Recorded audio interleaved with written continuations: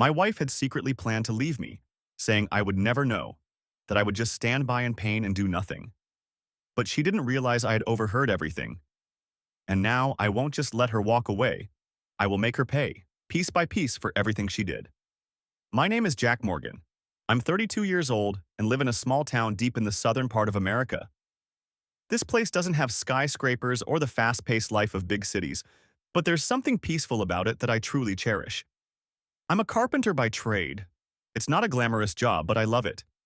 I own a small shop where I craft wooden furniture and handle home renovations for families in the area. My work is steady. It might not make me rich, but at least I can live a decent life. My wife, Emily, is an amazing woman. We've been married for 7 years.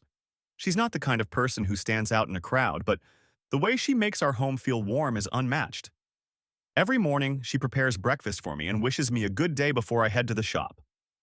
We live in a 3-bedroom house. Not big, but enough for the two of us.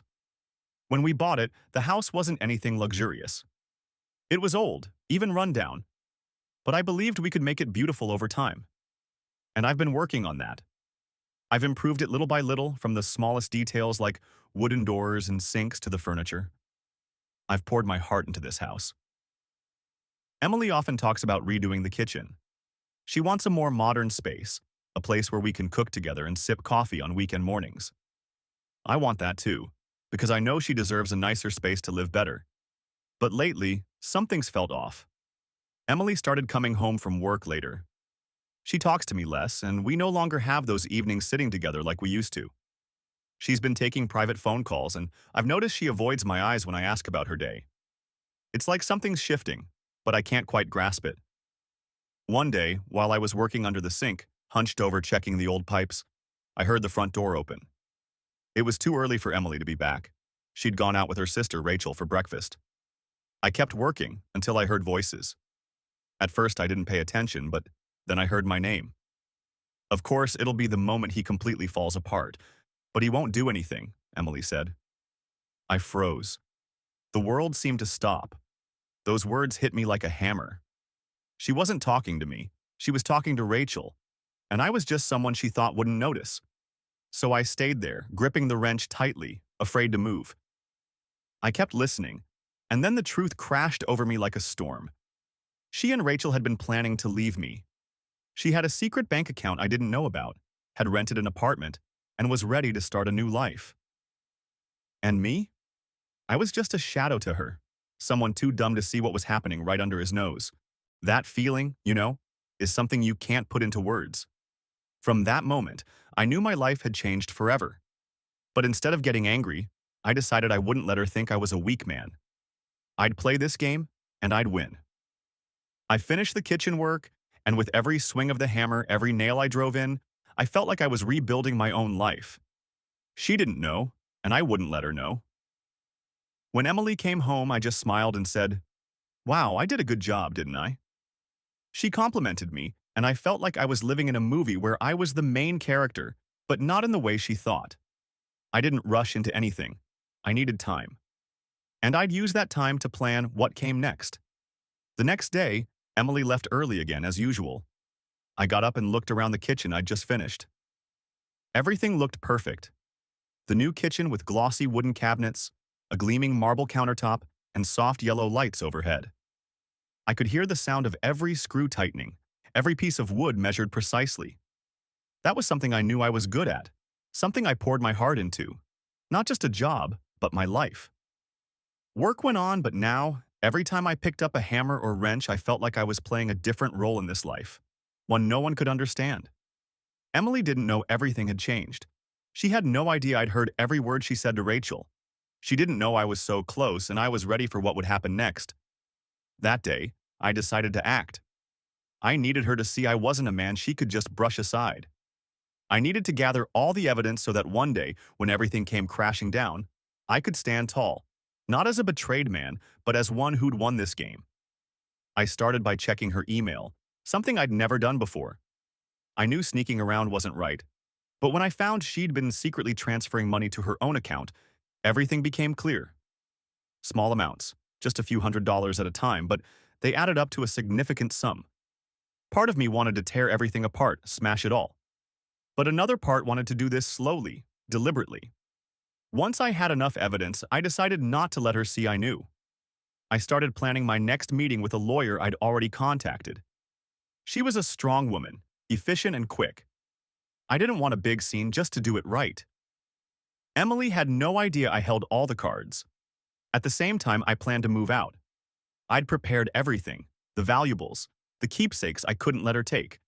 I hid them. I couldn't let her keep hurting me. But I didn't want to rush. I needed control. I couldn't afford mistakes. That night, Emily came home late. She smiled and talked as usual, but I could tell she didn't know everything had shifted. She didn't know I was ready for a confrontation. I decided not to face her yet. I needed to wait. We both needed time for this to unravel. 3 days later, I met the lawyer. She'd helped me arrange everything meticulously, documents, finances, every transaction I might need later. Just one more step, and it'd be done. I wasn't nervous or confused. I felt oddly calm. When I got home that night, Emily had changed. She wasn't hiding from me anymore. It was like she sensed my suspicion. She talked about her job, her life, but I couldn't miss the vagueness in her voice, like she was covering something up. But I couldn't let her know I knew everything. I had to keep going.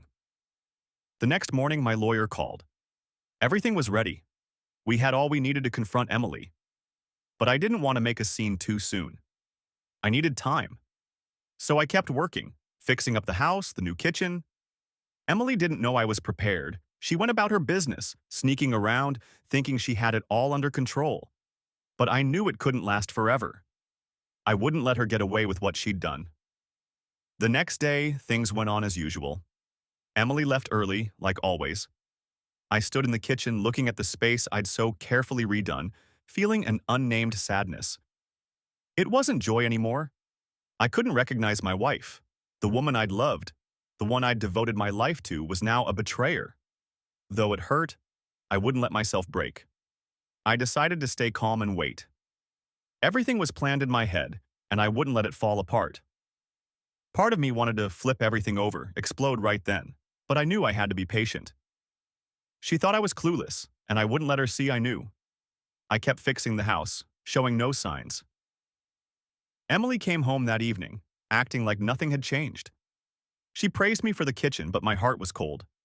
Her compliments stabbed me like knives. I just smiled, said nothing, and buried my emotions. And so, as if I had it all under control, I stuck to my plan. I'd withdrawn all the money from our joint account and moved it to my own. I'd gathered all the documents to protect myself. My lawyer said I was in a strong position. If I kept this up, I'd not only win legally but reclaim the freedom she'd stolen. A week passed, and life went on. Emily kept working, but I noticed she cared less about me. Late nights, avoiding my questions about strange calls, growing tired and distant. I realized she wasn't just betraying me emotionally. She was betraying the life we'd built together. Finally, I decided it was time to act. I couldn't sit still anymore. I'd been too patient, and if I didn't move, things would stay the same. But I wasn't a fool. She'd shown me no respect. I wouldn't let her off the hook. On Saturday morning, I called Anthony, my best friend. He's always been there when I needed him. "Anthony, I need a serious talk," I said over the phone. "Sure, where?" he asked. "My place, this afternoon." When Anthony arrived, I had everything ready. I pulled him inside and told him everything. He listened silently, nodding. When I finished, he said, "You've got to play a big game, Jack. You think she'll give up easily? She's not just betraying you. She's got a plan to trap you. You've got to be strong and turn the tables." We planned carefully. He suggested I see my lawyer immediately. If I didn't act soon, I could lose more. She was ready to stab me in the back while I was unaware. I knew I couldn't just watch. I had to fight for my life, for the respect I deserved. That night, we mapped out every detail. I wouldn't rush, but when the time came, I'd leave her no escape. A week later, everything was set. I had the documents, evidence, and next steps ready. Emily's family was coming over for lunch on Sunday. That's when I'd reveal the truth. I hadn't told her. She'd never see it coming. On Sunday morning, I was prepared. The papers were neatly arranged. I'd reviewed the videos and recordings I'd collected. I didn't need a big show. One push would topple everything. When they arrived, I'd let them see for themselves. They came on time. Emily was her usual energetic self, laughing and chatting. But I knew it was a mask.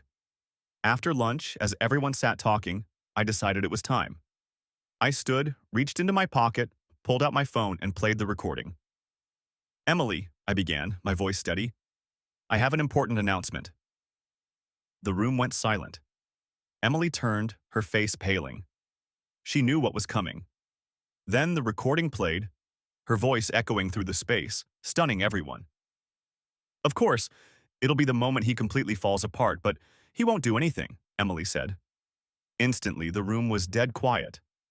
Her family exchanged looks, shock in their eyes. Emily stammered, trying to explain, but I didn't care about her excuses anymore. The evidence was out, the truth exposed. The room seemed to hold its breath.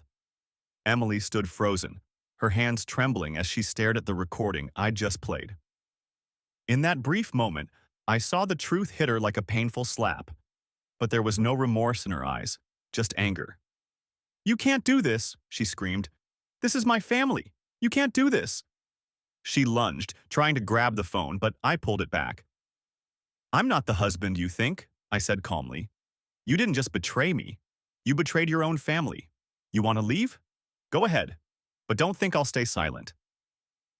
Her family sat there, wide-eyed, speechless. Rachel spoke first, but her confidence was gone. I didn't know about this," she said, glancing at their mother. Emily's mother, Diane, teared up, shaking her head. You can't do this, Jack," she choked out. "She's my daughter. I can't watch her hurt like this." "Your daughter hurt me," I replied, unwavering. "I built everything for her, and this is what I get. I can forgive a lot, but not this betrayal." Emily started blaming me, but I didn't care. I wouldn't let her shift the blame. I had all the evidence. She couldn't escape what she'd done. What could she do when I held everything? Then I laid the papers on the table, bank account details, savings documents. "You can start your life over, but not here, not with me," I said, staring at her. "And not just me. Your family will face the consequences of what you've done too." The next day, things escalated. Furious, Emily called her lawyer. She wouldn't accept the truth, wouldn't let it end like this. But I knew this was the first step to taking control. I met my lawyer that morning. We were ready for any legal moves Emily might make. I wasn't afraid of a long fight. I had all the evidence and documents. She could try to twist things, but I was too smart to lose. That day, I kept working. The house renovations continued. But in my mind, I was building a new life. I didn't need Emily. I didn't need her to feel happy. I could start over, and I would. That night, when I got home, Emily wasn't there, but the house felt different. Though I'd lost something big, I'd regained the strength I'd lost for so long. I wasn't the weak man she'd thought. A week passed, and Emily kept texting me, apologizing, trying to change. But I wasn't swayed. No matter how many times she said sorry, I was too done. Finally, I signed the divorce papers. Emily couldn't handle life alone. She stayed in the old house while I found a new apartment near work. I didn't need her. She could leave, but I'd live my life, free from betrayal and lies. But I couldn't avoid revenge. She'd tried to take everything I'd built, but I wouldn't let her win. When I went back to the old house to pack, I left her a gift. A small bag with copies of all the key documents, proof of her betrayal. She'll find this someday, I thought, and she'll know no one can cross me that easily. A month later, I passed by our old house. A "for sale" sign stood out front. It seemed Emily couldn't stay there anymore, where she'd plotted everything. Her choices led to this. I wasn't angry, just calm. I'd finished this fight, and I'd won. As for Emily, I don't know where she went, and I don't care. I'd cleaned up my life and rebuilt from scratch. She was no longer part of it, and I, Jack Morgan, was now the only one in control of my life. 2 months passed since I left that house. Part of me didn't care about Emily anymore, but another part couldn't escape the fact that she lingered in my memories. I could deny what she'd done, but not that she'd once been someone I loved, someone I'd given my life to. Like it or not, she was part of my past, I found a small apartment near the shop. Quiet, not too far from work, but enough to feel like a fresh start. Everything was new, from the furniture I bought to the daily routines I built. Each morning, I'd wake early, make coffee, and start work without worrying about her secrets or lies. But one morning, as I got ready for work, my lawyer called. "Jack, we need to meet. I have new information." My stomach tightened. I'd thought it was over, but things are never that simple. At the meeting, I knew it wasn't good news. "Emily wants you back," she said bluntly. "She contacted me, wanting to renegotiate. She says she's realized her mistakes and wants to fix things." I laughed bitterly, a wave of humiliation rising. She can say what she wants, but it doesn't change the truth. I'm not going back. I've spent too long building this life. I won't let her mess it up again. My lawyer nodded. "I get it. But Emily won't let go easily. She might do anything to reclaim her life, even mess with you." I knew I had to stay firm. She'd lost control over me when she betrayed me. Now, I wouldn't let anything change that. I'd made my choice. A week ago, I got a letter from Emily. She apologized, said she'd seen all her mistakes, and begged forgiveness. For a moment, I felt conflicted. But rereading her words, I saw no sincerity, just regret for what she'd lost. I didn't reply. I wouldn't live in the past or get pulled into her game. Instead of letting her force me to choose between forgiveness and hate, I chose to keep living my life. That day, I went back to the old house one last time. The place where we'd lived, where I'd laid every brick. Every wall held memories. But I felt nothing but emptiness. It was just fragments of a past I'd left behind. 3 months later, my life stabilized. Work was growing. My shop drew more customers. I was proud of what I'd achieved, not because I'd beaten Emily, but because I'd stood up after falling. One Friday afternoon, as I cleaned the shop after a long day, Anthony called. "How you holding up?" "Been a while." "Good," I said. "Life's moving forward. Listen, I want you to come to a get-together. Time to get out a bit, stop living in the shadows." I agreed.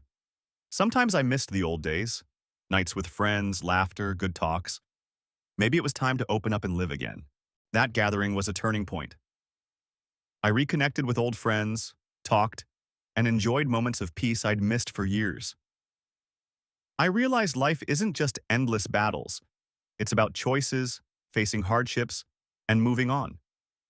In that moment, I knew I didn't need to dwell in the past. It was over, and I'd learned to let go, to find myself again. Emily might rebuild her life someday, but I'd already found my freedom and happiness. My story doesn't have a perfect ending, but I don't need one to know I've survived a trial and come out on top.